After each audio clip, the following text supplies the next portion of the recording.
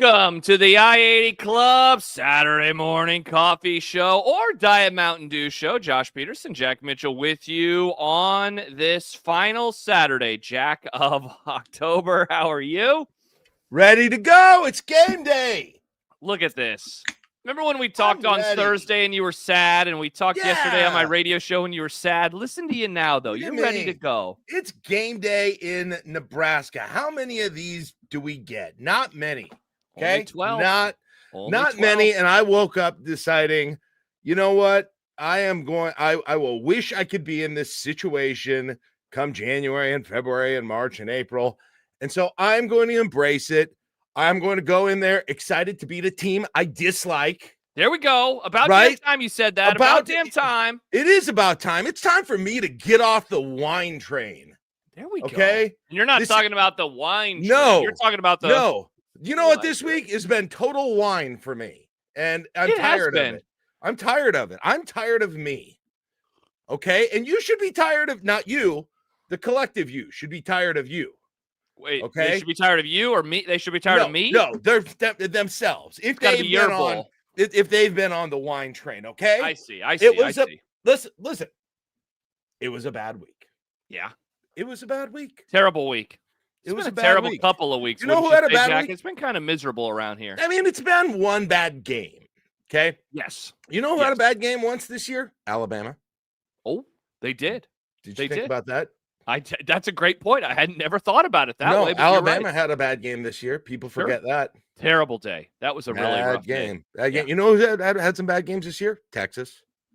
Oh yeah, they've had a miserable existence. I mean, they actually do have a bad situation. You know who's had a bad day? Penn State, Jack. Penn State's had many bad days. Put it on the poster. At least you're not the 2025 Penn State Nittany Lions. Wisconsin. Oh. Wisconsin has had some bad days. They're going to have another bad day today because they're playing Oregon. And wait, you don't have them on? You don't have Oregon? You don't have the Ducks on upset alert today? No, they're going to lose by about 100 points. I don't know if you've heard this, Josh. Wisconsin is physical, so they also do things the right way, much like Northwestern. I've been told. I don't know. Okay. I just listen. I'm just a simple. I'm just a simple farm boy from Nebraska. I don't know about the fancy passion. Former lawyer turned morning show news guy. I don't know anything about sports, you know? No. You know what you do know stuff about, though, Jack? What's that?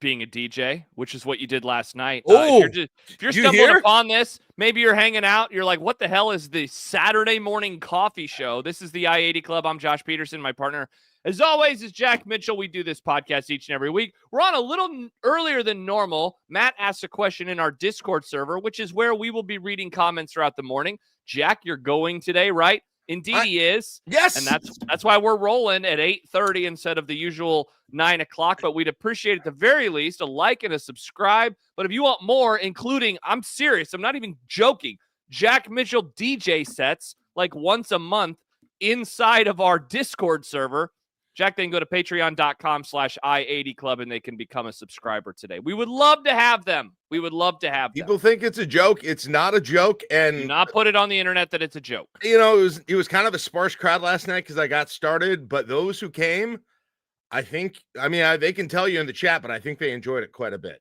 I think it went pretty well last night. Good. Well, that's great to hear. Yeah. I'm going to the game, Josh. I'm pumped for you. Listen, I'm going to the game. Unless it goes bad. Yeah, no. I mean, look, you can see another very different me. But we're not going to think about that. We're not going to think about. We'll deal with that at 6 o'clock tonight. Exactly. We will think about that. I'm excited to go to what is in some ways don't say in some ways. It's a big game. It's this, right? It's this.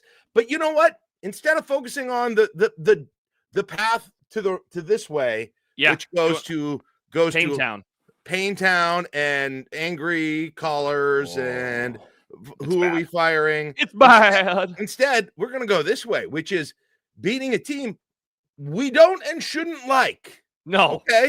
Correct. That frankly has been a thorn in our side and thinks they're always going to be a thorn in our side and are coming in here and like, oh, Nebraska doesn't get up for anyone. Here comes another easy 3-point win, that kind of a situation. Instead, you need to come in, you need to beat the shit out of them. Yep. You need to erase the doubt of last Friday. You need to, tonight, drink beer from a bowl, which I will do when Nebraska is bowl eligible before Halloween, which they've not been for a long 2016, Josh, 2016. Still the last. That's crazy. One.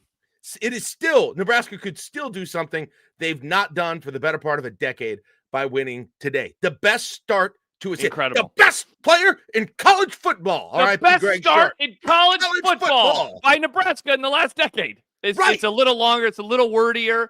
No. Isn't that wild, man? Like, you're right. And we are all on the roller coaster ride. Like, Happer has been my coworker, Connor Happer, Happa. He's been very like, people need to chill the F out. That has been his vibe all throughout this week. Because I asked him yesterday, I think I asked him on the air, like, what do you think about how John and I are? Because we have been on the everything is going to hell. Yeah. This isn't good. And he has not been on that. And he thinks Nebraska's going to roll. He thinks Nebraska's going to win by a comfortable margin.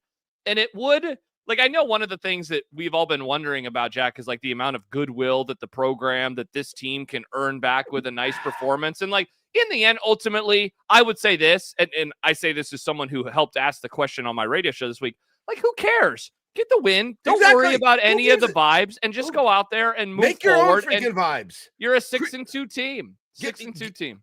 You create the vibes at this point, right? I mean, listen, yes, at this point, the team needs to create the vibes. It might be good for them to create some vibes. And I'm there to help, but I'm not 90,000 people, okay? Yeah. I'll set an example in my section. I will be notifying the refs of the holding calls throughout the games, which I think is typically a problem, especially in Northwestern games, right? Because they're smart and they don't hold, obviously. Mm-hmm. They would, smart people could never do that. No, can't break the law. And, as a smart person. You're, and you know what Happer did this week, by the way? You know what game he played? And I'm not saying he copied me, but smart people do this. Okay. Do you know what game he played? People were telling him that this is going to be a tough game. I mean, Northwestern's good. Physical. Those sorts of things. And you know what he said? Hey, he said, who's their quarterback? Oh, you like it when people do the quarterback game. He played the Athen game with his listeners, which I created that game. Now, I know the answer to this question. It's Preston Stone. Preston Stone, SMU transfer. I did too, because I am a prepped radio host, aficionado of college football. But I don't think Northwestern sucks, though. This is the crazy thing, Josh. Like, they don't.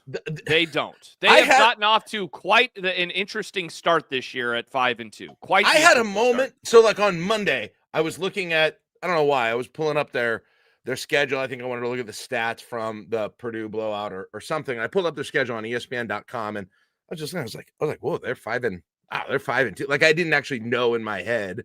I probably did, but I didn't know didn't know it explicitly that they were 5-2. Like, I knew individually in my head all the wins they got, but then I saw them together and I saw their season. And I remember back after you went to their blowout game and did the spotting for it. And I asked you, I was like, are these guys going to be any good? And you're like, no, they're terrible. They're awful. And so I locked, because I trust you so much, I locked that in my head, because when Josh says it, that's gospel to me. I believe you call me the White Michael Severe is kind of how you've always referred to me. Exactly, right? Josh White Michael. And the tablets, right? Just like on a ledge below Michael, but he just gets one tablet. Michael, of course, has a sub-tablet. Yeah, he gets a sub-tablet there. And so Josh said that. And so that was like my thought of Northwestern for the year, right? And they got a win against UCLA. And I was like, UCLA might be the worst team. So they're the second worst team, right? And then the Penn State thing happened. Well, I was like, that's obviously they just fired their coach, they just lost to UCLA. So obviously there's a lot of discord going on there. And then I look at the whole schedule and I'm like, well, shit, they've had a pretty good year. Like, I mean, they did beat, or whatever you want to say about, not Oregon, whatever you want to say about those Penn State and UCLA games, those are two good wins. Like, no matter how they happened. Like, just the fact that they pulled those games off and then shut out Purdue, looked much better against Purdue than Minnesota did, who maybe shouldn't have beaten Purdue, if I'm being totally honest, having watched that game. Mm-hmm. And they did lose that opener to Tulane. I don't know a damn thing about that game. They lost. If I remember right, they turned the ball over a few times. It was a super ugly game, and it was Preston Stone's first. Preston Stone, quarterback in Northwestern, Jack. Yes. It was his first start with the team, right? And so, it's also so long ago. Nebraska played Cincinnati that weekend. That game feels like it's 100 years ago at this point in time. I think for me, and I asked, we had Connor Onion on the show yesterday. He's doing the game today for FS1. Not to brag. We've been killing it with guests on the show. But I asked him about the Oregon game. I asked him about the Oregon game because that was one where I remember going into it, Jack, thinking the Ducks are going to run the Wildcats off of the field and maybe just push them out into the lake, which is like 5 feet off of the field. Like, I really thought that they were going to kill them. They did not. Now, they had a big lead, and Northwestern picked up a couple of late scores. Still, not everyone does that. Look at what look when Oregon went to Rutgers. Jack, 100%. And it seems like that was, you talk about fork in the road, something changed for Northwestern that day, because ever since that game, they have won all of their games. They've been a much better looking team. And I think the thing, and this is why you and I are most concerned about today, it's not only what Northwestern brings to the table in terms of win-loss wise or how good they are. And of course they're smart, but Jack, man, they are very content to run the football over and over and over, even if they're not having as much success as you would like. It's not a super efficient running game, but they're going to just keep running the football. And so that's the part that I'm really worried about, because we saw Minnesota last week very happy to just run the football until Nebraska could prove they could stop it, and they didn't. And so I think we're probably going to see more of the same today, are we not? I'm very concerned about that. I would think so. I mean, they've got one receiver who is like their everything when it comes to the way that they use it. But you're right. Yes, they will certainly do that. And how could you not, too, after watching film of Nebraska against Michigan and particularly against Minnesota this year. And so that's going to be the game. They're going to try, Josh, they are going to try and play the game. If I were their coach, okay, I would say, okay, this is a game where we are going to use the Kirk Ferentz, PJ Fleck model, and we are going to be conservative. We are going to let Nebraska make mistakes. Okay, we are going to trust in our defense. We just shut Purdue out. We are going to put pressure on the quarterback, and we're going to play a field position game. And even if we don't score, we're not going to give Nebraska a short field, basically. And we're going to wait for them to make a mistake on offense. And if that means we win a 17-10 game, so be it, right? 17-13 game. That's what I think they will do.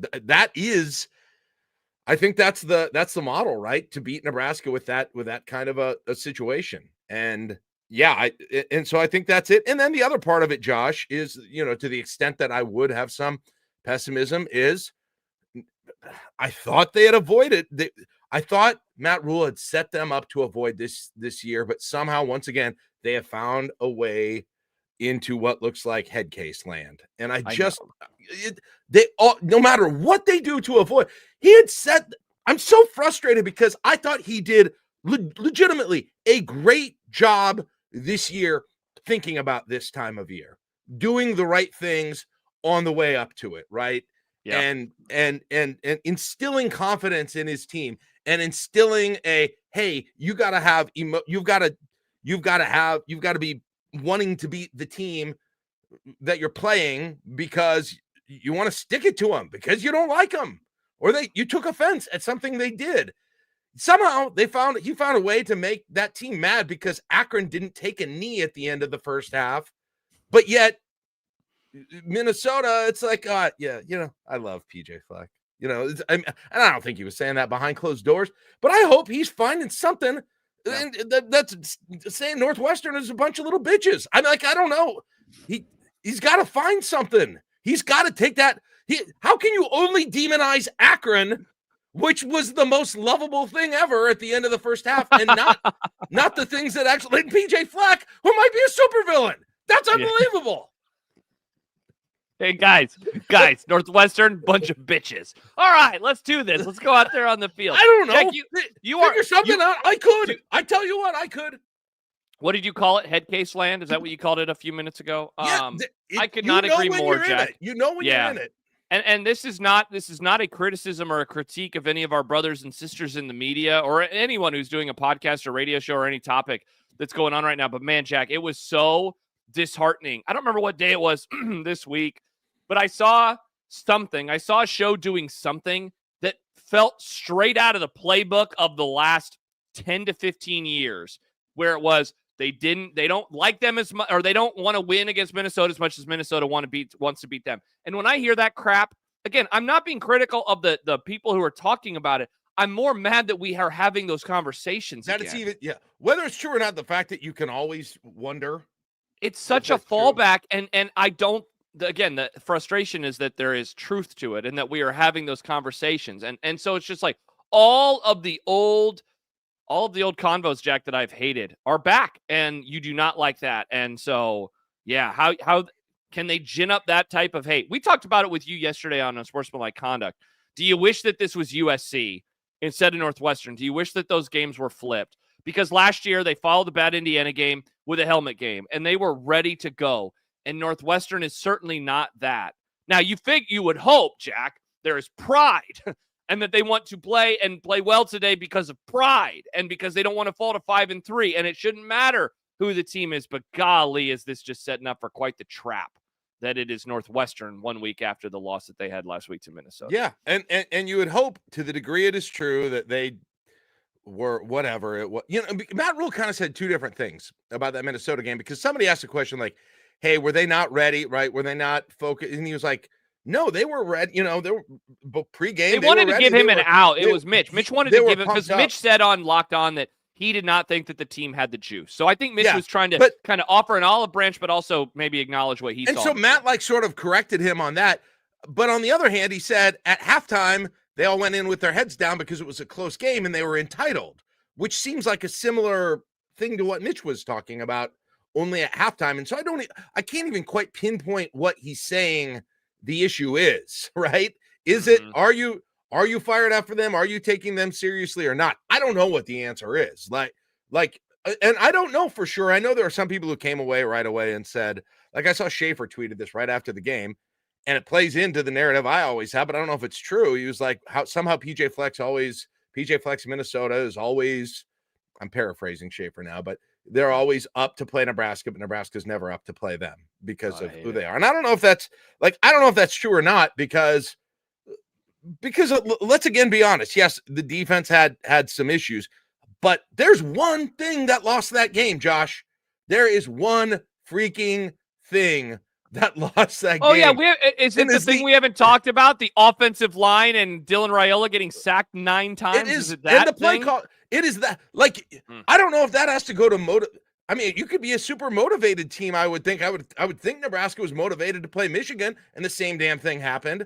So, I don't even know if I buy into that narrative. That plus, Elijah Pritchett and Rocco Spindler and Dasan McCullough, do they really look at Minnesota and be like, well, this is a team I shouldn't be pumped up for?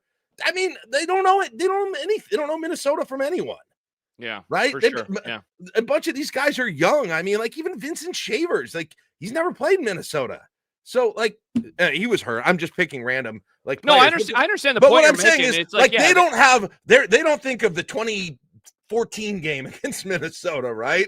Sure. Because it is wild, Jack. It's pretty easy to say, hey, we've lost to them X amount of times, and we lost to them the last time we played.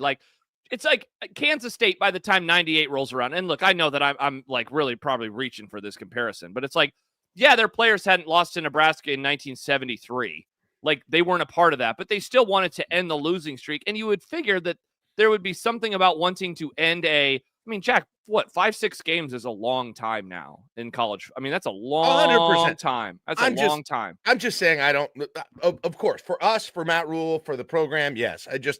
I don't know that the players, I just don't know how much that factors into sort of their mental, if they were up for Maryland, how would that be any different, right? I don't, yeah. How are they able to get up for Michigan State and Maryland? Because those are the same game. But not Minnesota. They're not. They're the same freaking game. And so, Jack, does that lead us to? I mean, we just finally mentioned it 20 minutes in.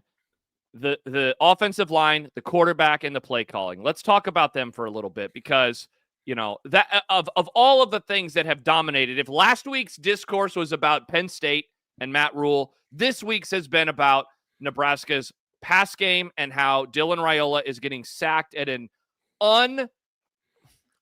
They just cannot continue to allow this to happen because at some point he is going to get hurt, if not outright just broken mentally, which I would worry about at this point in time. Certainly, which shout out to the Teefies. You're going to get your wish, I think, at some point. Put that on the list. And so the question that I have coming into today is this about to happen all over again? Can they actually start protecting him? Can Dylan Raiola do better in the pocket? Can he climb the pocket and avoid these? Because, Jack, I just don't know why I would believe that he can. I know that Maryland, of all the teams, again, and I think we talked about this on Thursday, of all the teams that didn't get to him, Maryland only having one is so weird, given we went into that game saying, good God, this is going to be difficult because their pass rush is the best that they have faced this year. It's still so bizarre. And then they come back and they allow 9, which is, again, a pretend video game number. And now I look at today against a team that has a lot of pressures this year. They have not been able to close the deal very often. They had only 2 sacks last week. They only have 11 on the season, which is, again, not that many. But what's the antidote, Jack? What's the antidote for closing the deal, for getting some sacks? Playing Nebraska. Yes. It's playing Nebraska.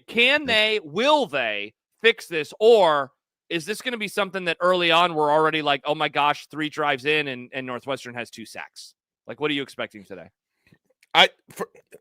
The first thing I expect is if Dana Holgorsen is what we got excited about, and we should have. He's been a good offensive mind. He was a good hire. He's a good offensive mind. He can point to his resume. I don't know what in the hell he was doing last week. Neither does Matt Rule, to be fair. Yeah, correct. In my mind, that Monday thing was because Matt Rule, and this, I don't know, this was the first time this year, was frustrated, like me, with the way that offensive game plan went. Mm-hmm. That and he tried to not make it only about that. And this is me theorizing, again, kind of a human nature perspective. And so he went through and sort of did these blanket critiques on everything he could think of might have been not done well. And so the critique of the game plan, the offensive game plan, didn't stand out, right? The things that stand out was, the assistants weren't taking Minnesota seriously, and the tackling, the defensive, coaching wasn't, good. And he mentioned a million things, so it kind of got lost in a sea of critiques from the game. No. But in my opinion, if you watched that game, I don't know if you have a critique for the coaching staff, or obviously the players, it's the players, all of the contributions to the inability for the quarterback not to be under pressure right away. I can't believe that the play calling didn't change in the second half of that game. I can't believe it. And I can't believe it was what it was in the first game. And frankly, Josh, as I said this on Wednesday or Thursday, as much as people like to get on play calling and assistant coaches, I feel like it's been pretty mild here compared to much dumber times when people go nuts on the play calling. It was some of the worst play calling I've ever seen. And so 2 things off of that. One, when you say it, just given how not wary you are, but just how slow you are to do the play calling critique, I'll be honest, Jack, when you say it, I really listen. I really start listening because of how reticent you are to do that. You are often not that guy. And so that it means a lot. First of all, it packs a punch, I think, when you say it. Second of all, D'Lo asks on our Discord, how many times have you been impressed with Dana during his 9 games versus Power 4 teams? And man, that's a great question. Wisconsin. That's the first one, right? And then, so I was going to say 1.5 times because it's that game. And then I thought the Maryland play calling was really, I'd say 2 times. I'd say that in Maryland. I know that they had 3 turnovers. They scored 30 plus points and they had 3 turnovers. And I don't think that those were because of him. The first drive of every game this year, except for Minnesota. First drive of every game this year. That's a great point. Yeah. Yeah. So if you add up all the first drives and then Wisconsin and Maryland, I would say those are the answers for me. And I think the list kind of so we're talking about two games where you've really liked what you have seen. I thought that his play calling in the first and the fourth quarter against Michigan State were also pretty good. And so then you're just starting to like, all right, let's find random quarters that he has had good play calling. But I would say for sure it's like 2.5 games for me that I would say I really dug what he was doing. And especially I thought his play calling against Maryland was really good. He got Emmett Johnson involved. I know that they had 3 interceptions, but I thought he did a good job on the play calling, and I would not put those interceptions on him. I would put them on his quarterback. So I'd say those 2 football games still for him as OC. I would say the most of the last 3 games has either been against Maryland, Emmett Johnson, and when they've had the running game working, Emmett Johnson has been great, and they've done, I think, some good things in the running game. The passing game, though, Josh, the only time the passing game really works is when Dylan Raiola gets in improvised mode.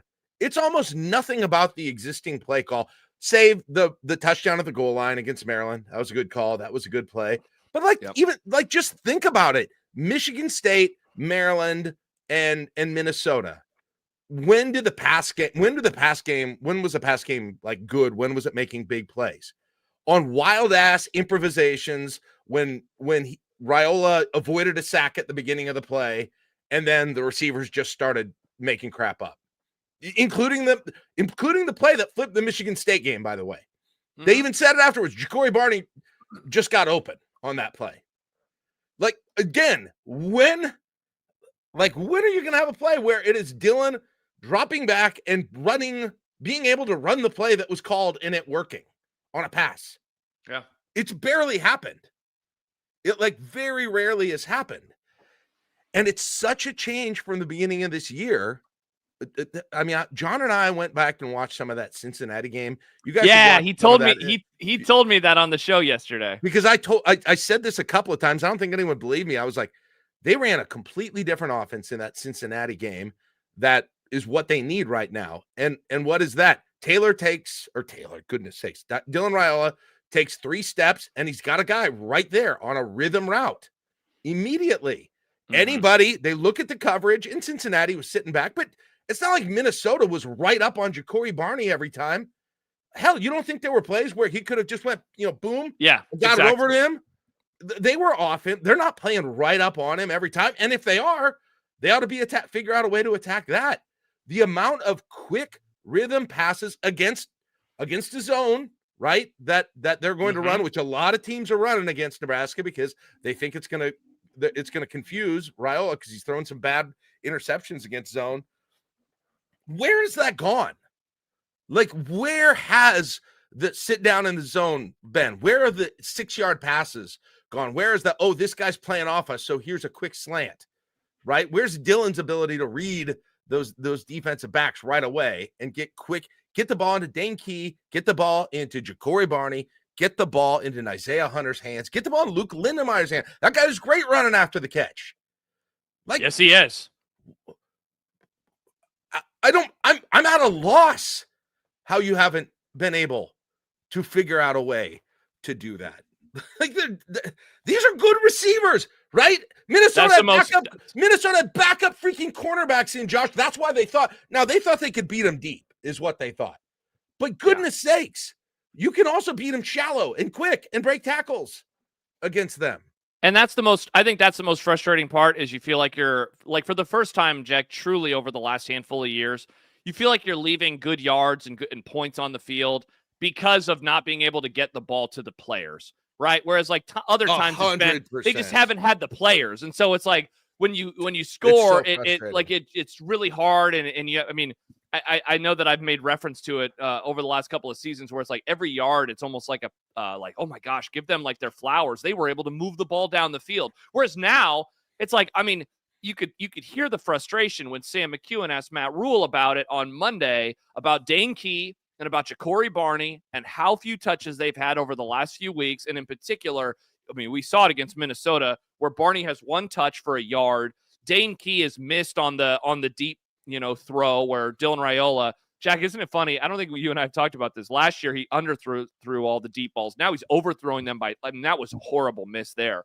and he misses plays in the end zone at times on the fade routes as well. And so that's why, like, Jack, I keep wondering, about what Rule said there and the obvious frustration that he had with Holgorsen and how that shows itself. But the other thing about today is I would also want to see more Emmett Johnson. And so this goes back to, again, the number of pieces on offense that you really like and how many of them have to be frustrated that they're not getting the ball more right now. Like, I wonder who Dane Key is probably number one most frustrated because he's had 2 games with literally nothing, but Barney is up there. And if I'm Emmett Johnson, I'm pissed right now too.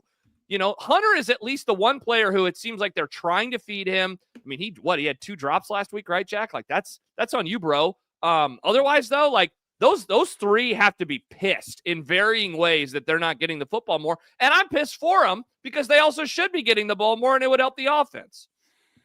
Yeah.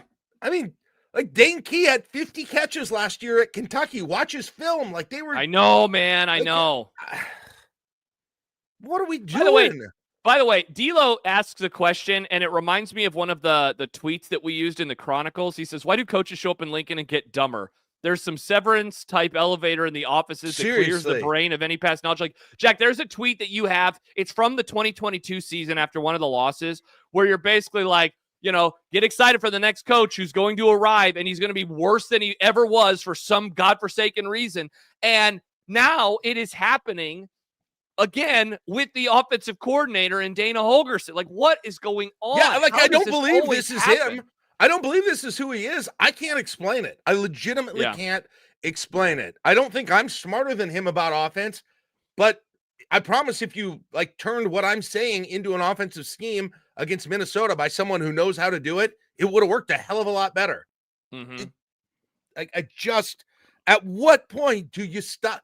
Do you say, hell, you've got to change what you're doing when he's sacked 9 times and could have been sacked 14 times? Exactly. 14. I mean, I don't think that's an exaggeration. I think there's probably in the last 4 games, Josh, 10 to 15 sacks that probably should have happened. Yikes. And like, he's had multiple plays like that this season where it's like, wow, thank God he got away from that one. It would have been a whole lot worse. Listen, Dylan definitely bears some blame too. He's also gotten them out of a ton of sacks as well. Yeah. Right? Matt, because Matt said, because there's a conversation going on right now in our Discord server, patreon.com/I80 Club, by the way, if you'd like to be a part of it, where it's like, what was the number of sacks? It was 9. Number of plays, it was 54. And I said that he was basically sacked on 25% of dropbacks. And Matt asked how many others were pressures. I didn't go back and chart it, Jack, but I mean, there were probably another 3 or 4 for sure, I would say, pressures where they're getting to him and he's having to move around a little bit more. I mean, it started at the jump with the throw to Lindenmeyer. That was like the first one that he was able to get some movement going. And it happens in every game. I mean, just keep an eye on that today. Keep an eye on that today. How many times they are getting near him and how much time he actually has available to throw. And like, I just don't know, Jack, how they scheme away from this beyond Dylan developing much better pocket presence in a week, which, like, I'm not going to expect that to happen. So, like, how do they do this? One of the things that Michael Severe talks about with us on Sportsmanlike Conduct every week is get him on the move because his fundamentals are always better. Because you have to be so much more focused. He gets his footwork better. Yes, his footwork is always better. And like, look, Jack, you mentioned the play, and I feel like we're going to talk about it all season. The Michigan State throw.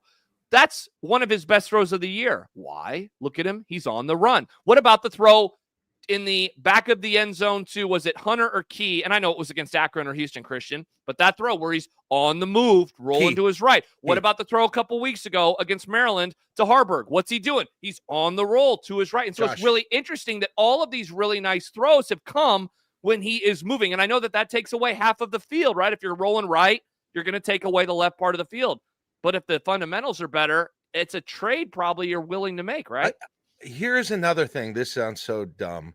This is such an elementary thing to say, but I've said this about him for so long. Like, he does a weirdly good job at sort of getting the ball the right speed and the right height when players are going horizontal. Yep. But when players are going vertical, Terrible. He doesn't have that same skill. Like, it's such a bizarre thing. I don't even know how to fully explain it, but that's part of the reason why is those.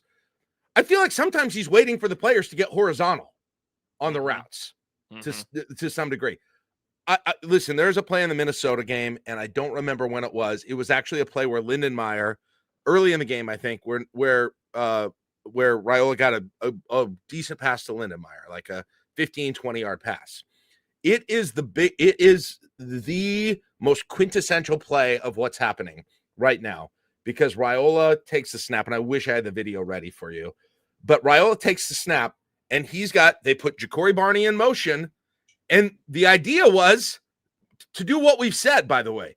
The idea was, or at least one of the options was, Ja'Cory Barney going in motion and then being in the flat and then coming around and basically getting hit by Dillon at full speed right there and getting him the ball. He didn't throw it. He wasn't comfortable throwing that for whatever reason. Looks at his other receivers. The pocket collapses. He avoids a sack. He runs back and then makes this throw downfield to Lindenmeyer. It might have been the second drive of the game. I was going to say, that's the early drive, yeah. He makes this throw to Lindenmeyer, which is a great throw, and it ended up working, but, like, you had the first throw. Is the thing. Like, you had Ja'Cory Barney. He was supposed to – it looked to me, I guess I don't know the play for sure, but I was doing it with John, and I was pausing it, and I was like, look at right here. He's right there. Ja'Cory Barney, he's in motion. They're trying to see if they're in man or zone. They've got him the space that he need. He doesn't seem to like taking those. I don't know if he's spooked by what happened with some of his interceptions. I think that might be because a few of his interceptions were like that on those quick plays. One was against Michigan where he did that, misread a coverage. I don't know if that's what it is, but he doesn't seem to attack on those. And I don't know if it's risk aversion or what it is, but goodness sakes, I would love to see him get some freaking lean into some throws, some bullets, some timing routes with good receivers. Yeah. By the way, his numbers, Jack, 16 touchdowns, 5 picks on the year. You remove those tomato can games, it's 10 touchdowns and 5 interceptions against the power teams. And he has negative rushing yards because of the sacks in every game. Again, not against Akron or Houston Christian. Like he needs to, and we got to get to the coach of the week. We don't do a player of the week that we're looking, at in terms of putting stuff on their shoulders. He has to be better today. Like we all know it. He has to be a better quarterback today. And I picked 22-18. So I'm expecting this game to be super mucky. I know you picked Northwestern, part of it jinx worthy or reverse jinxing, but I'm guessing a lot of that, of course, is the truth of you're worried about this football game. But I'm worried, man. I'm worried that it's just going to be kind of dragged down into the muck. And here's what I'm really worried about, Jack. And you know what? Let's use this as an opportunity to now get to our coach of the week right now, our bod coach of the week. Go to bod.coach/IED Club today for 10% off. It's Matt Rule, Jack. And Matt Rule talked on Monday, and he said, like, hey, if things go poorly for us today, boo us. And Jack, I cannot help but think about the first time, especially if it's early, that Dylan Raiola is sacked and what the response is going to be inside of that stadium. And I am very concerned that is going to happen early. I keep saying it. Don't get sacked on the first drive, and definitely don't get sacked on the first third down of the game. Because if you do that, man, like it's not going to be 80,000 boos, but there's going to be a lot of pissed off people. Because that's the problem right now that they have to fix. And so I wonder, Matt Rule, as we put the onus on him this week, because he has been very frustrated. He's been very open about his frustrations. What does that do? How does that show itself? How does Nebraska's mentality, all of those words that I hate using, especially at this point in the season, how does that show itself today versus Northwestern? He took everything up a notch on Monday. He pushed his chips all in on this thing, meaning if things don't go well now, they're going to go downhill more quickly, I think, because of what he did. On the other hand, if it worked, right, and Nebraska looks good today, he looks like he pushed the right buttons, even if they seemed controversial or weird at the time. And listen, I think he does that a lot too. I think he does that a lot. I was surprised he went the route that he did, but if it works, credit to him on this whole thing. And so we'll make him the bod coach of the week. Go to bod.coach and put in bod.coach/I80 club in the browser, and you will get 10% off if you sign up there. Josh and I both have it. I have been using it. It's a really cool AI-powered workout program that takes whatever you have available to you, whether it's a gym, whether it's nothing, your body weight, whether you got some weights, whether you got a treadmill, but nothing else, whatever it is, your goals, and it'll customize workouts for you. It'll schedule them for you. It'll take you through them, even if you're inexperienced at it. It's just kind of like having a personal trainer at your disposal at all times that you'll be able to text with. It's a really cool deal. Really smart people behind it. And so I'd encourage you, if you've been wanting to get to working out, can't quite figure out how, check out Bod Coach. Yes. Here's one other question I have. Speaking of Matt Rule. Yeah, and I want to get to some comments after that too. On this whole thing. Yep. Remember when Scott Frost got asked questions about the defense, and he was like, well, you have to talk to the defensive coordinator about that. Do you remember? What's his involvement? Great question. People have been asking. I think Dave Feit has linked a story from the offseason that he's written a couple of different times over the last few weeks where it's like, what is Matt Rule's game day job, And it's not, he's not being an asshole. Dave's not being an asshole, but he's like legitimately wondering, like, what is Rule doing on game day? And yeah, we spent 15 minutes of today's pod focused on Holgorsen. We have not mentioned John Butler's name until right now, I think. That answer, Jack, that he had on Tuesday, of all of the answers this week that were just like, holy shit, I can't believe the coach said that. His answer about the one play spooking him to the point where he completely changed how he was operating. I mean, Jack, I don't bring this up lightly, but it very much did remind me of Frost in the Illinois game in 2021, where he's like, yeah, they lined up a different way than we had to throw out half of our playbook. Like, I do not like the idea of one run early completely changing how a defensive coordinator operates. And again, like the defense is, it's interesting, Josh. Like, the defense has two issues almost every game. It's well, I'll say three, but it is getting burned by a long run where there's just somehow nobody really touches the running back, right on the outside, or wherever. Michigan did it, Minnesota did it as well, and then it is one backbreaking long ass drive where they can't get off the field. Like that's been the defense's issue, and it's a lot. It feels a lot more doable to deal with than the offense's issues right now. It feels a lot more minor. Like I feel the same way too, where it's just like, man, you should be taking some gambles on defense, right? Because the way it's set up now, yeah, you give up. Your biggest problem is usually that you give up 4 yards, 4 yards, 4 yards, 7 yards, 3, and you know what's never in there? A -8 yards, and that's why. Yeah, I mean, I can't believe it, Jack. That 98-yard drive that they only had two third downs that they faced the whole drive, like that is, and also wild shit that we saw. And the other thing is, Josh, other than the touchdown, I don't think they had to play over 12 yards. Correct. They had a 12-yard play, I think, early in the drive, and most of the time it was just like 6, 7, 8 over and over and over. I mean, the fact, Jack, again, you face 2 third downs. So you are getting first downs on either first down again or on second. And it's just like constantly putting Nebraska on their heels. And like to the point, and I think we talked about it on Sunday, dude, the fact that they had to call a timeout just because they were tired is, I mean, Jack, it's like, that's like stuff we see in basketball, right? Like, got to call a timeout to slow this run down. You don't see that in football because runs can't happen that way. An offensive drive where you score, you then go back on you get the ball. And so then you have a chance. You have theoretically at least 3 offensive plays. The fact that they called a timeout just to like give themselves a breather was insane. There was a comment a couple minutes ago, and gosh, I picked Nebraska to win. I do not feel very good about it, for the record. And there was a comment a little bit earlier. A couple people said, Big Red Easy, I think the wheels completely fall off if they lose. D'Lo says, if Nebraska had the exact resume of Northwestern, we'd be so confident. I couldn't agree more. And Sam, who is somebody just said, I miss whimsical Sam. He wrote, I'll be real. I have a weird gut feeling today, as in I think after today we will know if there is actual hope in this program, as in hope that we can be an 8, 9, or 10-win team ever again.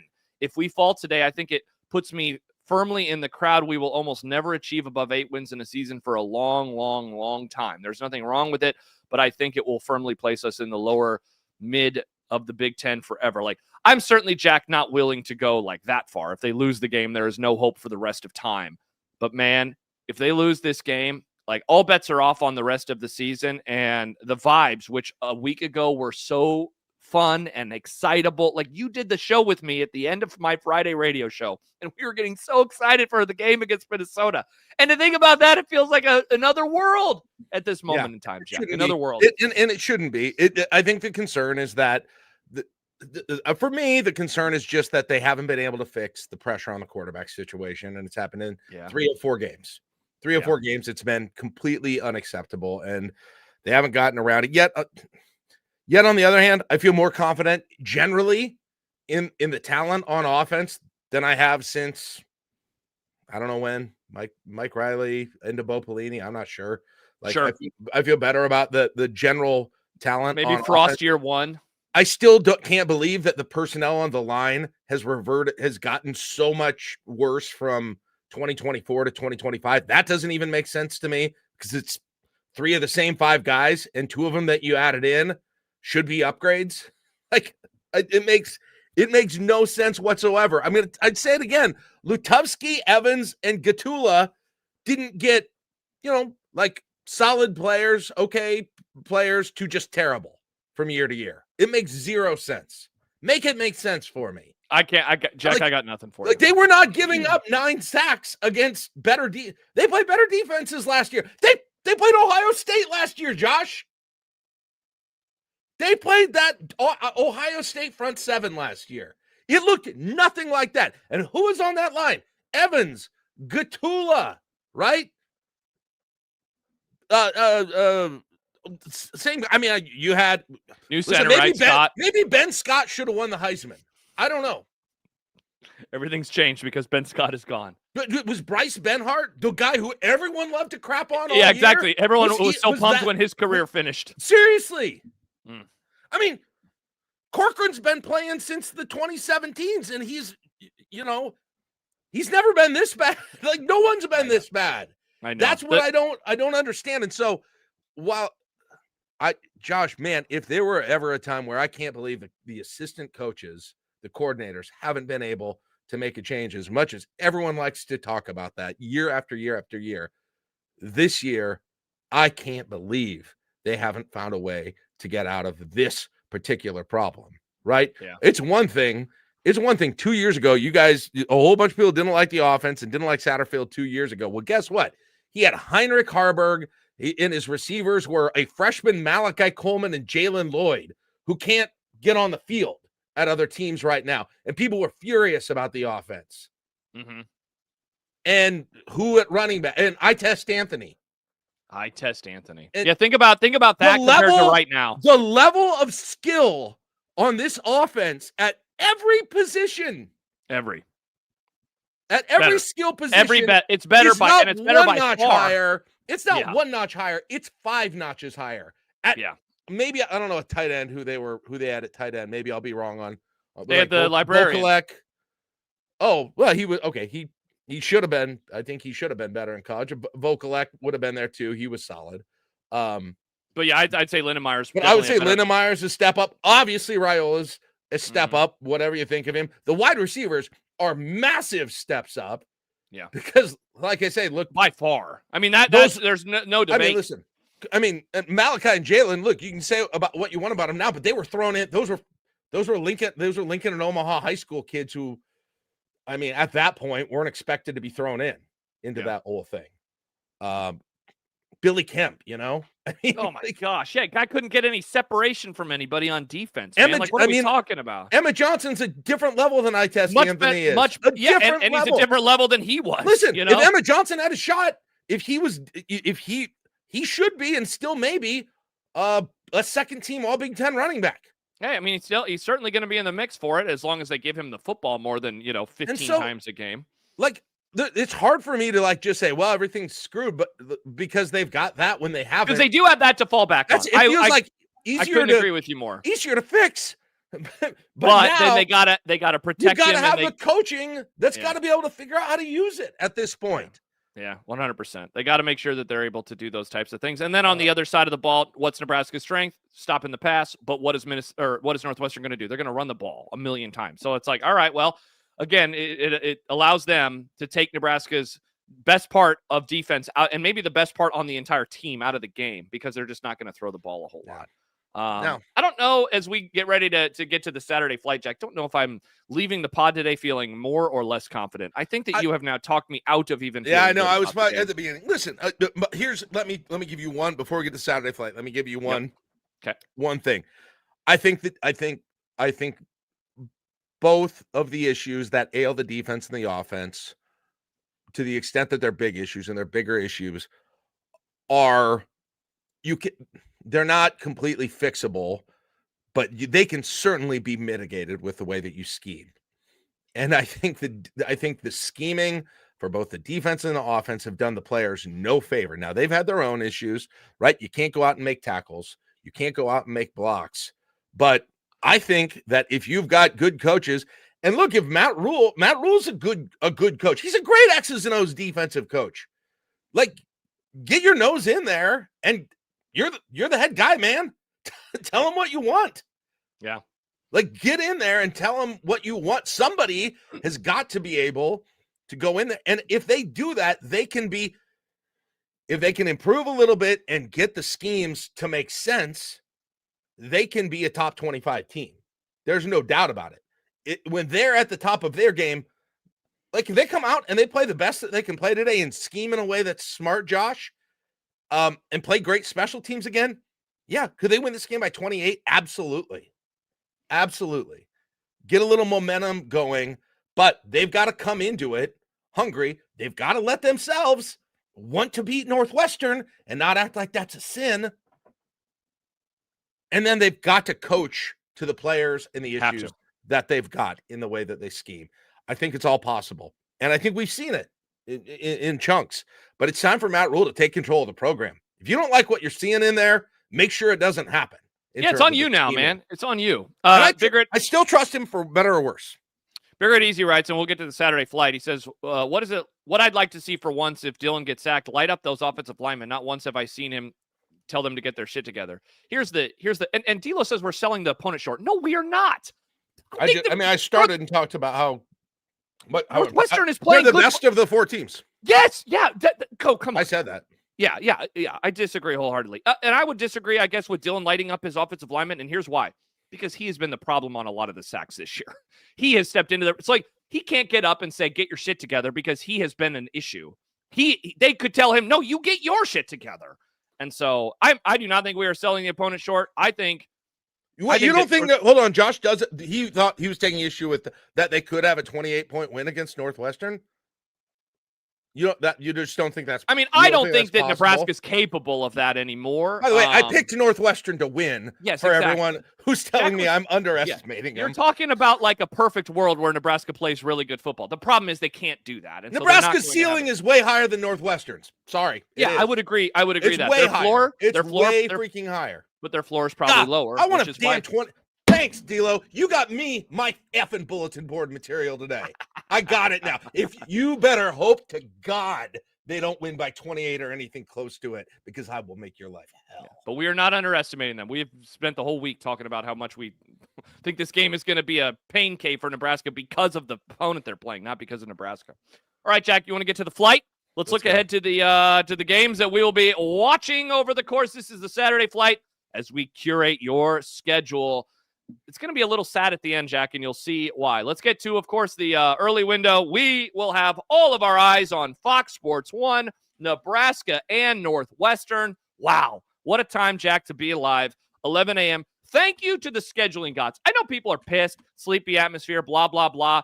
I love that this game is at 11 because it will allow for you and I to do the things we want to do in the I-80 Club later tonight. That's the important part for us. I know that the atmosphere will probably blow, so I apologize for everybody for that. ABC, Ole Miss at Oklahoma. Jack, dare I say playoff eliminator, not because you can't get into the playoff with 2 losses, but the schedules for Ole Miss and Oklahoma, if they are to lose this one, is going to make it difficult. If Oklahoma wins this one, it's probably time for Lane to start thinking about going somewhere where he can do it. Oh, hello. Maybe it is. Maybe it is.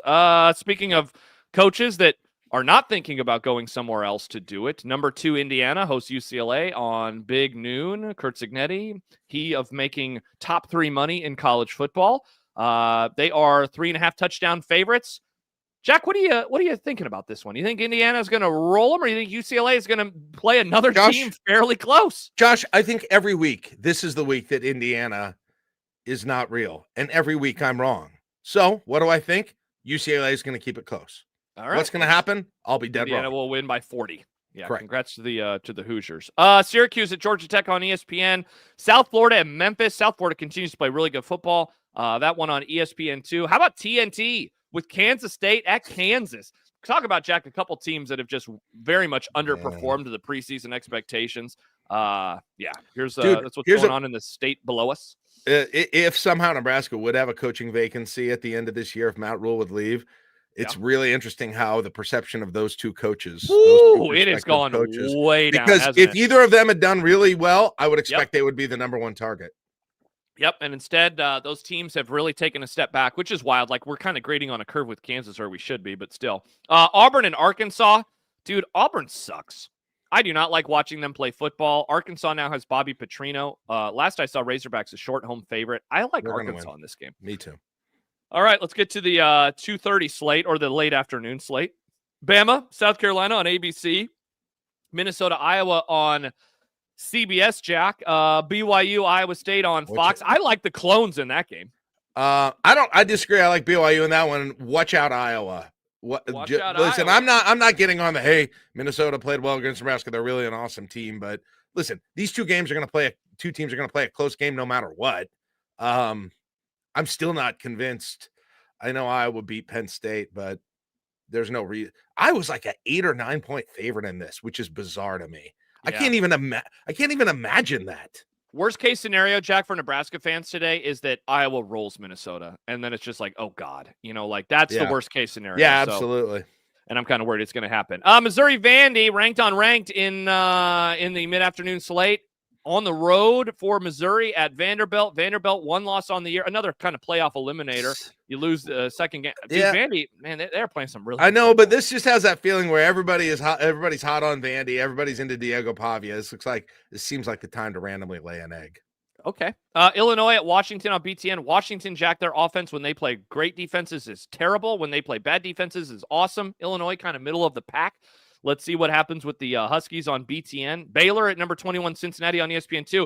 Jack, I included this game last, and I got some news for you. Texas at Mississippi State on SEC Network. How about this, though, from Diana Rossini from The Athletic? She covers the NFL. I'm told that representatives for Texas coach Steve Sarkisian have let NFL decision makers know that he would be interested in potential head coaching openings, including the Tennessee Titans. How about that? How about that? I wonder if that's why Nick Saban was clarifying that he's retired this week. That's hilarious. Like, you wonder does he just want to get out of Dodge? Does he just want to not deal with the Arch Manning shit anymore? And I mean, look, going to the NFL, it's the pinnacle of the profession. Doesn't have to recruit anymore. Hilarious. Absolutely hilarious. I hope that's true. That would be really funny. Jack, we're about to have, Florida's going to be open. It already is. Penn State's open. Like, I like it when big jobs are open. It's fun. Yeah. It's fun. Last year was kind of boring. Last year sucked. Yeah, let's have Texas open. That sounds awesome, especially because it would happen. It'll be most likely chaos. Closer to the end of the regular season. If that one happens too, it'll be chaos. Yeah, that'd be good stuff. So that's what's going on in the afternoon. Night slate, Texas A&M on the road at LSU. Jack, you said earlier that everyone's on the Vandy train. Like, everyone's also on LSU as a home dog. Like, what are we doing here? I am too. Maybe I'm an idiot. I like the Tigers in this game, but it's also, I'm fading A&M. I just can't expect them to keep this up. No way, right? No way. Yep. Okay. Yeah. No. I agree. I that's my thought on it. But on the other side, how toxic is LSU right now? Very. I mean, that's the counter argument. That's a very fair counter argument.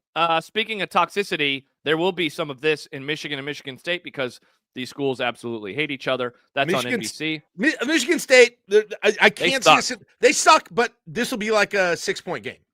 Ooh, Jonathan Smith, hot seat. That guy might get fired after 2 seasons. There's no reason. I can't explain it. This will be close. Okay. Into the fourth quarter. Stanford at Miami. Miami trying to rebound after their first loss of the year last week versus Louisville. Weirdest conference game. Wisconsin at Oregon. Again, the night slate's kind of rough because, like, I'm basically just listing all of the games. Wisconsin, Oregon. Can Oregon hold Wisconsin without points? Wisconsin has not scored in 3 weeks, or 3 games, rather. Let's see what happens. Louisville, the aforementioned Cards, hosting Boston College. I don't believe it.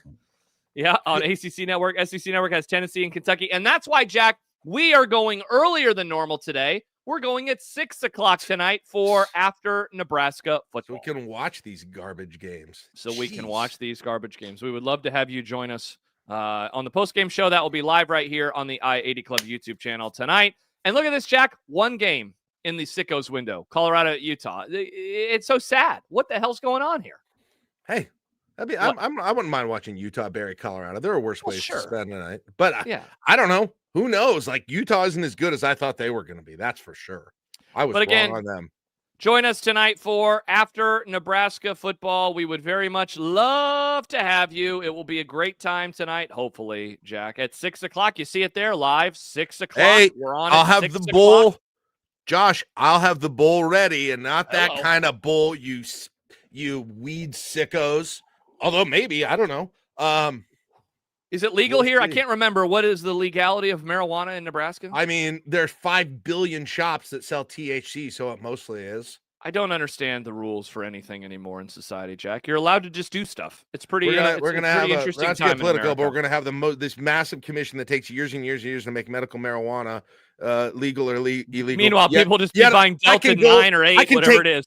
I can take $10 across the street and get stoned off my balls. Yeah, hey, do you want a drink with weed in it? Sure. Do you want a gummy? Sure. Everything is available except for one thing. I don't understand any of the things, Jack. I have 0 things. Bigger and easy. You have to imagine if Wisconsin gets blanked again, that support from the higher-ups is going to be vaporized. He is going to get fired.